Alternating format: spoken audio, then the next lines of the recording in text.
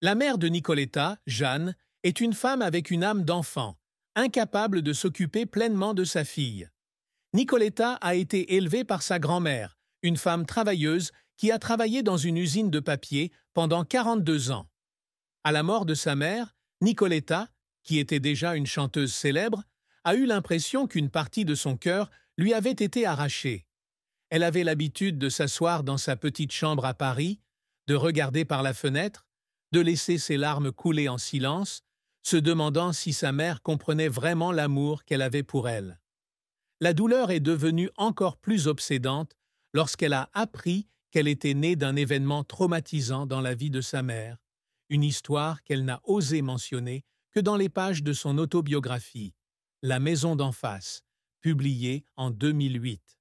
La mort de sa mère n'était pas seulement une perte, mais aussi un rappel du vide dans son cœur, un vide qu'aucune renommée ou aucun succès ne pouvait combler.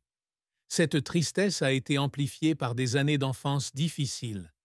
Ayant grandi dans une famille dysfonctionnelle, avec un père qui ne la reconnaissait jamais, Nicoletta se sentait souvent perdue, comme une fleur poussant entre la ligne de l'acceptation et du rejet. Il y avait des nuits où elle restait allongée dans son lit, écoutant le vent souffler à travers les champs de Vongy, et se demandait si elle appartenait vraiment à cet endroit. Les souvenirs de sa mère, avec son sourire innocent mais ses yeux distants, sont des morceaux à la fois beaux et douloureux dans son âme. Elle a un jour partagé qu'il y avait des moments où elle se tenait sur scène, chantant Mamie Blue, une chanson dédiée à sa mère et à sa grand-mère, et avait l'impression que sa mère était quelque part, à l'écoute, mais inaccessible. La carrière de Nicoletta Grisoni s'étend sur plus de 6 décennies, où elle a laissé une empreinte profonde sur la scène musicale française et internationale. Avec sa voix rauque et soul, elle est devenue une icône de la génération yéyé, mêlant blues, gospel et pop française. Dès ses débuts en chantant dans la chorale de l'église de Vongy, elle découvre très vite la puissance de sa voix. Ses années au pensionnat du Bon Pasteur à Annonay, malgré sa discipline sévère, tempèrent sa volonté. Elle se tenait dans les chapelles, chantant des hymnes, sentant sa voix résonner sur les murs de pierre, et savait que la musique serait son chemin. Au début des années 1960, elle quitte Vongy pour Paris, avec de grands rêves, mais les poches vides. À 17 ans, elle travaille comme DJ dans des clubs de Saint-Germain-des-Prés, où elle découvre des airs de blues et de rock venus d'Amérique. En 1966, l'opportunité se présente lorsque Léo Missire, directeur artistique de Barclay Records, la découvre. Son premier album, avec des reprises d'Édith Piaf et de Nino Ferrer, marque le début, mais c'est le single. La musique de 1967 qui l'a fait connaître au grand public. La chanson, avec sa mélodie entraînante et ses paroles émouvantes, est devenue un succès, ouvrant la porte à de nouveaux succès. En 1968, Il est mort. Le soleil marque une étape majeure lorsque la chanson est reprise en anglais par Ray Charles, portant son nom au-delà des frontières françaises. Les années 1970 sont la période de pointe, avec des albums tels que Visage, Nicoletta 73 et Sur les bords de la tendresse. La chanson Mamie Blue, sortie en 1971, devient l'une de ses chansons emblématiques, un hommage à sa mère et à sa grand-mère. La chanson n'a pas seulement eu du succès en France, mais a également été appréciée en Europe, en Afrique et même au Japon. Elle se tenait sur la scène de l'Olympia en 1975, regardait l'auditorium bondé et avait l'impression que son rêve de petite fille à Vongy était devenu réalité. En plus du chant, elle s'est également essayée au théâtre et au théâtre musical. En 1987, elle incarne Jenny dans l'opéra Grandeur et décadence de la ville de Mahagoni de Kurt Weill, puis Esmeralda dans la comédie musicale Quasimodo de William Sheller. Ces rôles ont montré sa polyvalence, mais ont également entraîné une grande pression, car elle a dû prouver qu'elle était plus qu'une simple chanteuse. Elle a également collaboré avec de nombreux artistes majeurs, de Bernard Lavilliers sur Idée Noire en 1983 à Joey Starr sur une version rap de Mamie Blue en 2011. Son album Ici et ailleurs 2013, comprenant des duos avec Florent Pagny et Joey Starr, témoigne de son innovation constante. Cependant, sa carrière n'a pas été sans revers. Après son apogée dans les années 1970, elle a dû faire face à des difficultés financières à la fin des années 1990. Des albums comme Naturel ma belle et Qu'est-ce qui m'arrive n'ont pas rencontré le succès escompté, la forçant à multiplier les représentations en gala pour couvrir ses dépenses. Il y a eu des moments où elle avait l'impression de poursuivre un rêve lointain, où les maisons de disques n'avaient plus confiance en elle comme avant. Elle avait l'habitude de s'asseoir en studio, de regarder des morceaux inachevés et d'avoir l'impression que le monde entier était contre elle. Les tentatives pour la faire pleurer venaient souvent de moments où elle devait repousser ses propres limites.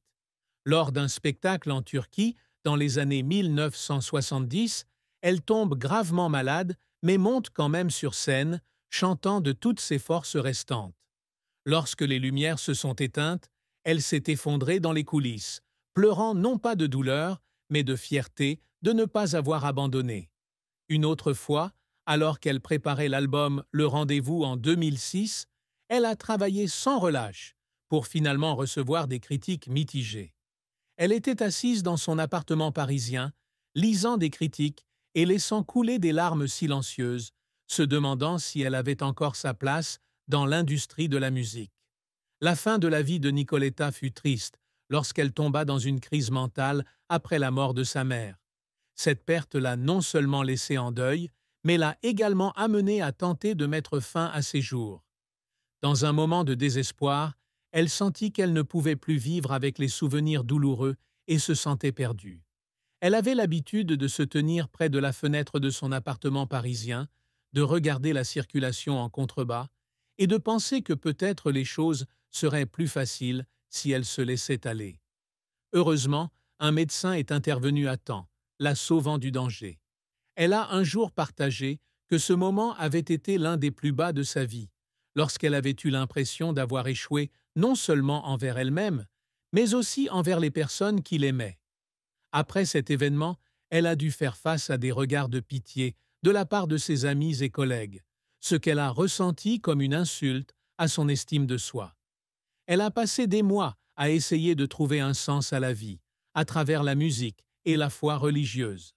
Elle a commencé à assister à des concerts de gospel, trouvant du réconfort dans les mélodies sacrées. Même si elle a réussi à surmonter cette épreuve, le souvenir de cette période reste une ombre, un rappel que même les personnes les plus fortes peuvent tomber. L'amour et le mariage de Nicoletta sont une histoire colorée, mais non dénuée de tristesse. Son premier mariage avec Patrick Chapuis, un joaillier suisse, débute en 1978. Ils se rencontrent lors d'une fête à Genève, et elle est immédiatement attirée par son élégance et son cœur chaleureux. En 1979, ils accueillent leur fils Alexandre, qu'elle considère comme le cadeau le plus précieux de sa vie. Cependant, le mariage n'a pas pu surmonter les différences de style de vie et les pressions de sa carrière. Lorsqu'ils divorcent en 1985, elle sent une partie de son cœur brisé, non seulement à cause de la perte de son partenaire, mais aussi à cause de l'inquiétude pour Alexandre, qui a alors 6 ans. La plus grande tristesse de son mariage avec Patrick était la culpabilité de ne pas pouvoir donner à Alexandre une famille complète. Elle avait l'habitude de s'asseoir dans le salon, de regarder son fils jouer et de se reprocher d'avoir laissé sa carrière éclipser son temps en famille. Il y avait des nuits où elle pleurait en silence, pensant aux moments qui lui manquaient, comme les premiers mots d'Alexandre ou la première fois qu'il avait fait du vélo. Bien qu'elle et Patrick entretiennent une relation respectueuse pour le bien de leur fils, la douleur du divorce reste une cicatrice sur son cœur. En 1991, elle rencontre un nouvel amour avec Jean-Christophe Molinier, un producteur de musique de 15 ans son cadet. Ils se sont rencontrés lors d'une fête à Castel et elle a été captivée par son intelligence et sa passion. Après de nombreuses années de vie commune, ils se sont mariés le 23 mai 2011 à Vongy, lors d'une cérémonie simple mais pleine de sens. Jean-Christophe est devenu son plus grand soutien, non seulement dans la vie, mais aussi dans sa carrière. Cependant, cette relation comporte également des défis.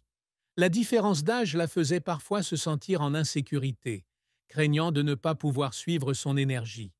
Il y avait des jours où elle se tenait devant le miroir, regardant les rides sur son visage, et se demandait s'il l'aimait toujours comme au premier jour. Une autre tristesse dans leur amour était qu'ils n'avaient pas d'enfants ensemble, une décision que Jean-Christophe avait prise et qu'elle respectait, même si parfois elle aurait souhaité avoir un autre enfant à élever avec lui. Elle a raconté un jour qu'il y avait des moments où elle était assise dans son appartement à Paris, regardait la pièce vide et ressentait un vide indescriptible. Bien que leur amour reste fort, cette tristesse est une partie inévitable de leur voyage commun. Une autre fin triste dans la vie de Nicoletta fut la période où elle perdit sa grand-mère, qui l'avait élevée